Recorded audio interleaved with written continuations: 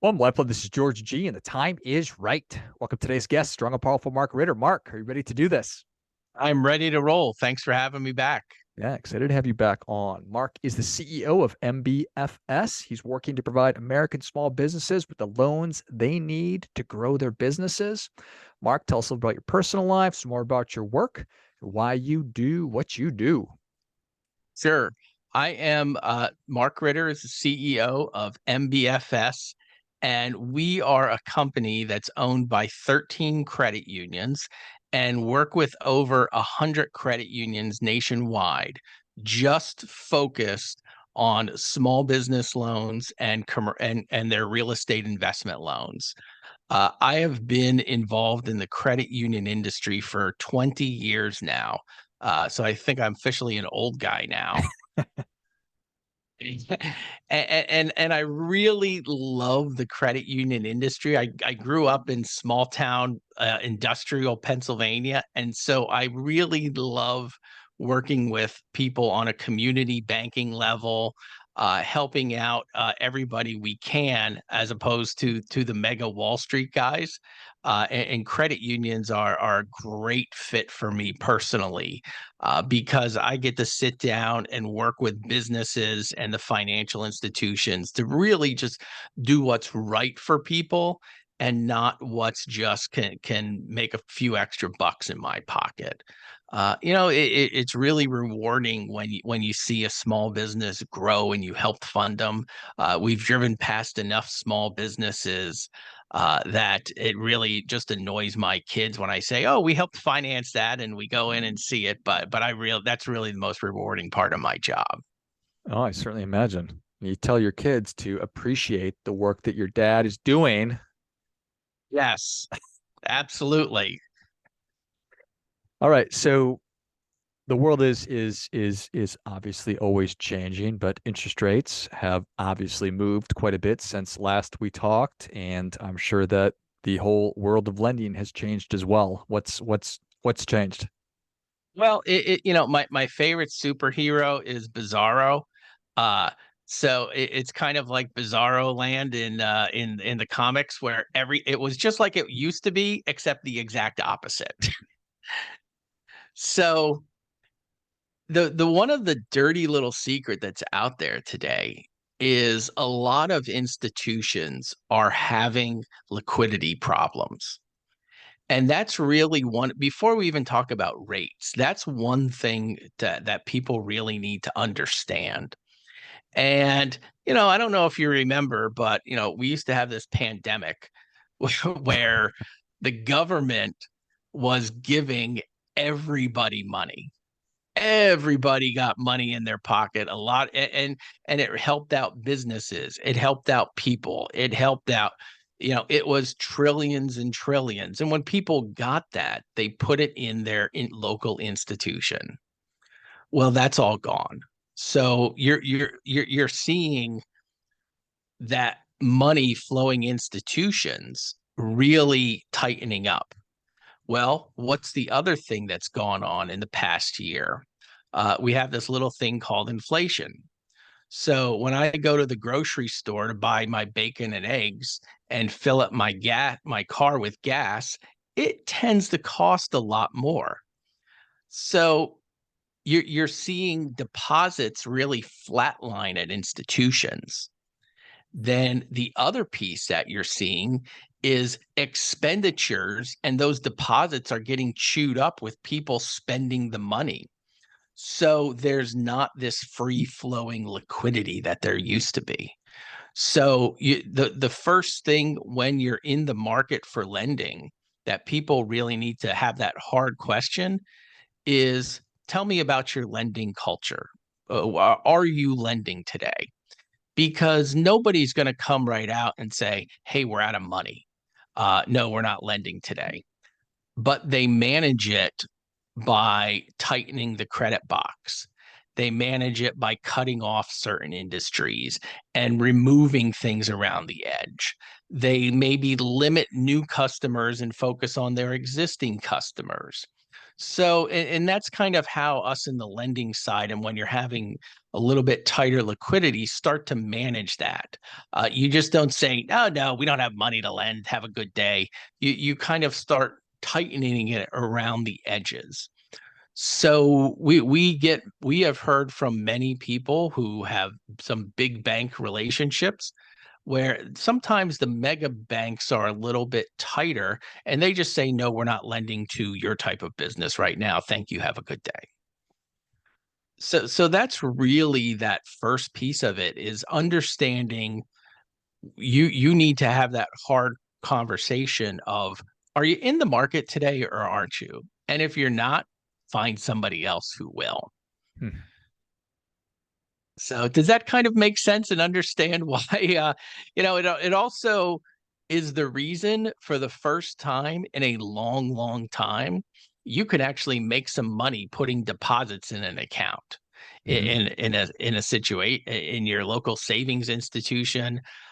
There are tremendous deals out there to be had, where you can shop the marketplace. Now, for example, I saw one from a credit union in Florida that has a nationwide field of membership, meaning anybody can join.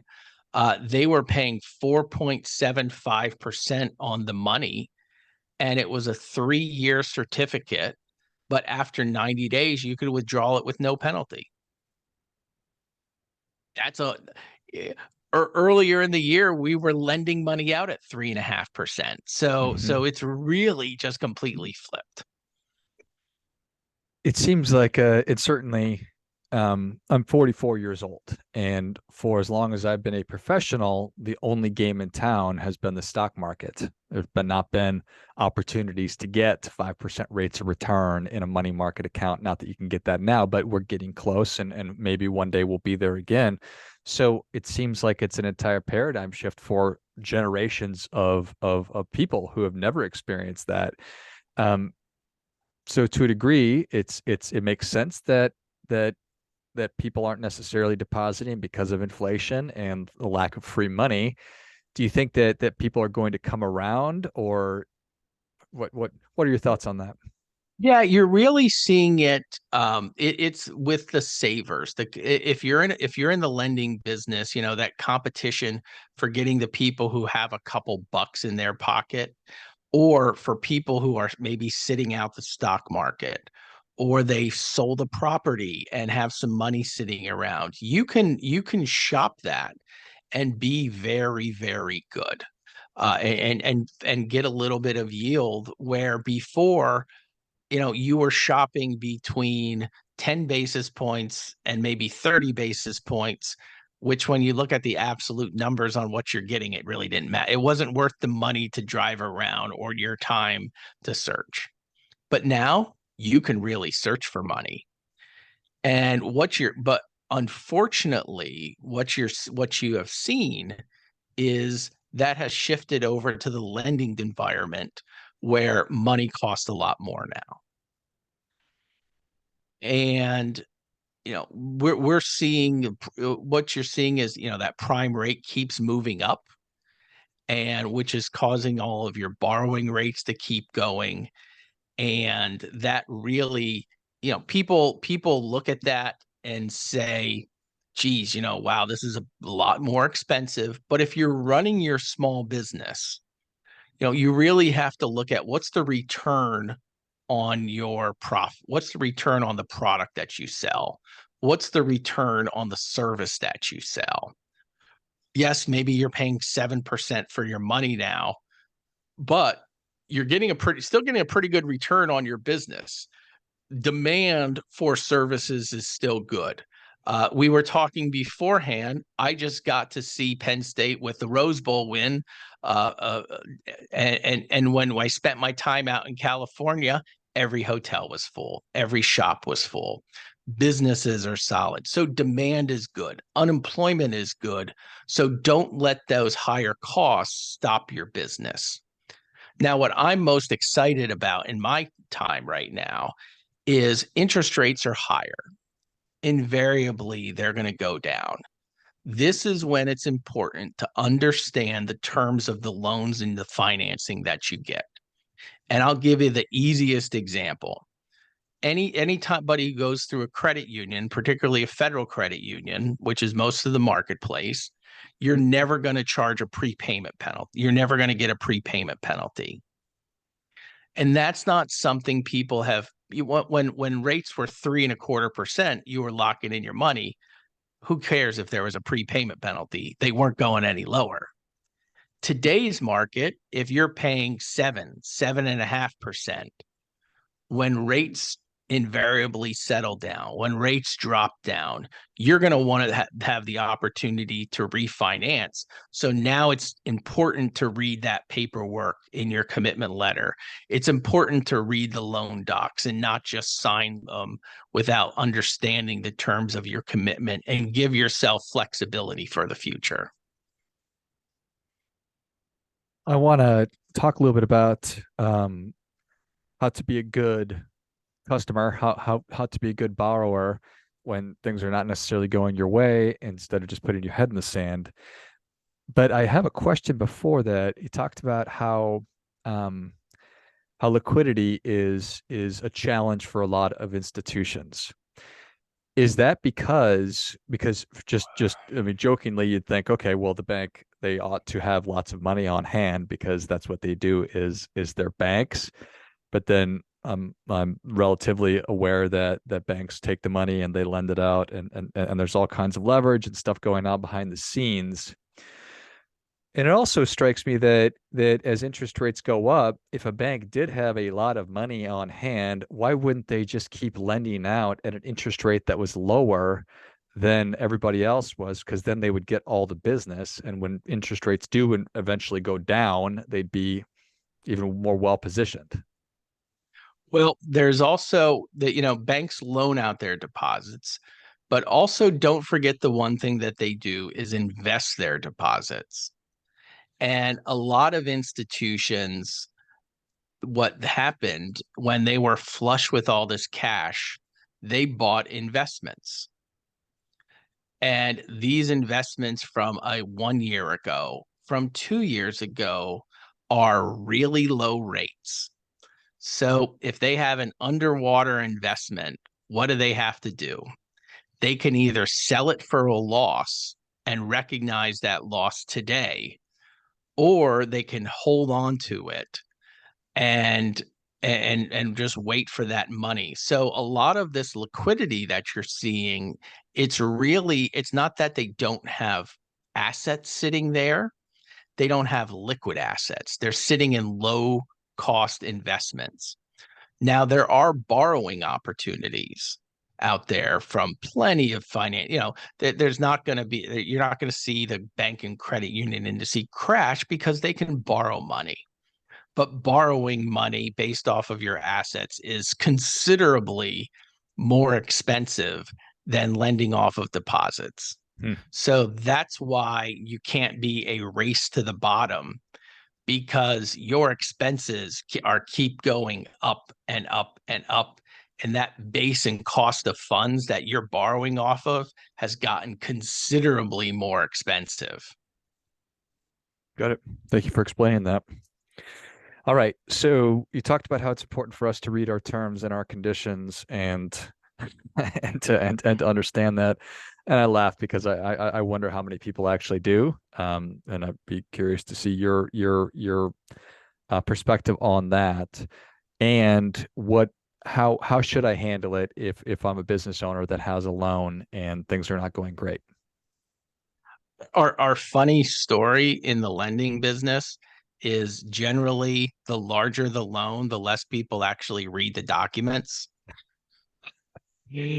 If somebody's new to the business and it's their first business loan, and maybe it's a truck loan or something, they'll want to go over every sentence.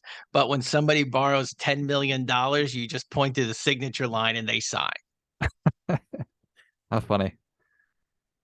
So yeah, the reading, and you really have to understand what your obligations are, how you can be put in default.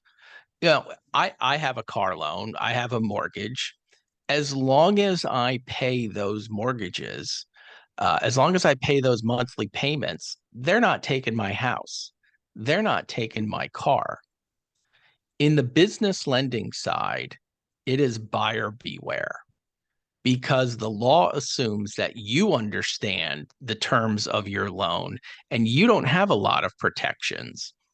And maybe they have demand provisions on your line of credit where they can just shut it off or call it off and say, come pay us.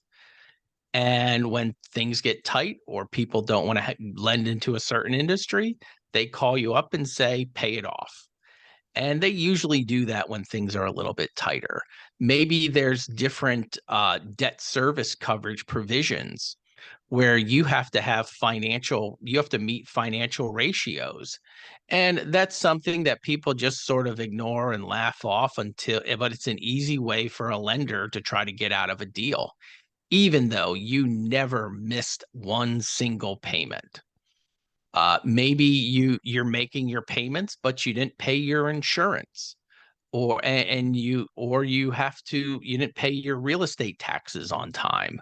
There's all these what we call non-payment defaults that are available to lenders that you really want to make sure that you're aware of what they are and you're following what they do. And if you get into that bind ahead of time, to understand what their positions are. Now, and one thing that you have to understand is what position the lender is in as well. If it's unsecured, at some point you can say, "Oh, well, what are you going to do? Shut down my business? You're going to lose all the money too." So they're not in the business of losing money. But if they have plenty of collateral, that could and they're in a good position, you could be in trouble. You also have to understand that personal guarantee you signed means that even if your business is struggling a little bit, that they can come after you personally and in most states come after all of your assets and really make your life miserable for years to come. So we don't want that. So instead of just, you know, not doing anything, it's hey, Mark, it's George, you're a borrower. Things are a little tough. Can you work with me? It is much easier for a lender to deal with somebody ahead of a problem if you see something happening than it is after you miss a few payments. That it is always easier to have those communications up front where we can work with you. The loan's in a situation where it's performing. And really, what you want to think about when you're approaching your lender is, am I having an event that I just need some help through? Or is this a trend and an inherent because you want to come up with a solution for them. I need help through these 3 months, and here's what I have going on. If you're selling Beanie Babies and the Beanie Baby market's crashing, sometimes there's not much lenders can do if your inherent business is going down. And I'll give you a good example. We had several businesses that had supply issues with Chinese factories. When you hear about all of the things that were, the factories were shut down, the government of China is, well, at some point there's a business in America that's waiting on these issues, that's waiting on the products, that's waiting on the clothes, and that causes some jam that a lot of these supply chain issues. Well, that's an event that you can work through and get back on track. But like I said, if the inherent product is done, or you just quite frankly don't want to put in the hours. I have seen business owners that if maybe they don't have the employees and they're working 80 to 100 hours a week, they've just said, I'm out. But yeah, you definitely, what I always tell people is be honest, be open, and look for solutions that get both parties out. We can just take that advice and apply it everywhere in life, Mark. I love it. Well, Mark, thank you so much for coming back on. I appreciate the insight. I appreciate the time. Where can people learn more about you and how can they engage with MBFS and who should be reaching out to you? Sure. We love to talk with small business owners. We love to talk with real estate investors. Even if you just are looking for some advice, you're in a situation that you want maybe how to handle. If not, even if you need a new loan, you can connect with me on markritter.com, markritter.com. Very active on LinkedIn, but hop on my website and you can connect with the businesses. And even if it's just a little bit of advice you need on your current situation, we're happy to help. Love it. Well, if you enjoyed this as much as I did, show Mark your appreciation and share today's show with a friend who also appreciates good ideas. Go to markritter.com, markritter.com. And if you're a small business owner, if you're a real estate investor, you have a question about lending or saving, what we've been talking about today, reach out. Find him on LinkedIn as well and see if there's an opportunity. Thanks again, Mark. Thank you. And until next time, remember, do your part by doing your best.